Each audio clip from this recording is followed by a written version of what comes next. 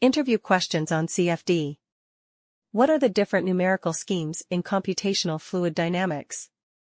Phase values of O and O/X are found by making assumptions about variation of O between cell centers.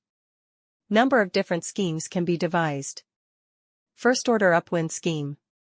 Central differencing scheme. Power law scheme. Second-order upwind scheme. Quick scheme. Note, O is the flow parameter in the Navier-Stokes equation. First-order upwind scheme. This is the simplest numerical scheme. We assume that the value of O at the face is the same as the cell-centered value in the cell upstream of the face.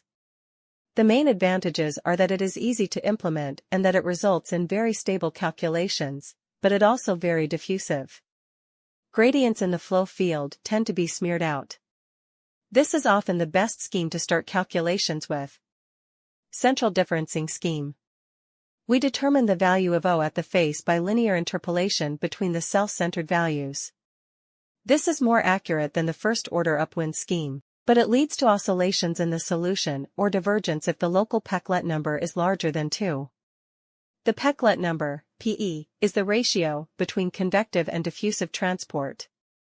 It is common to then switch to first-order upwind in cells where Pe2. Such an approach is called a hybrid scheme. Note, ρ is the fluid density, U is the flow velocity, L and D are geometrical parameters. Power law scheme. This is based on the analytical solution of the one-dimensional convection diffusion equation. The face value is determined from an exponential profile through the cell values. The exponential profile is approximated by the following power law equation. P is again the Peclet number. For P greater than 10, diffusion is ignored and first-order upwind is used. Second-order upwind scheme.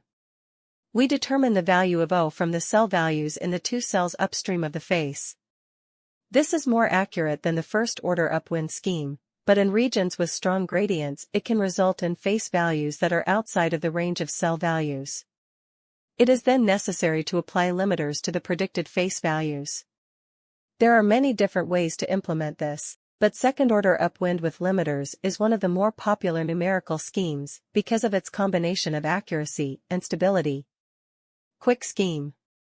Quick stands for quadratic upwind interpolation for convective kinetics. A quadratic curve is fitted through two upstream nodes and one downstream node. This is a very accurate scheme, but in regions with strong gradients, overshoots and undershoots can occur. This can lead to stability problems in the calculation. Thank you. Like, share, subscribe.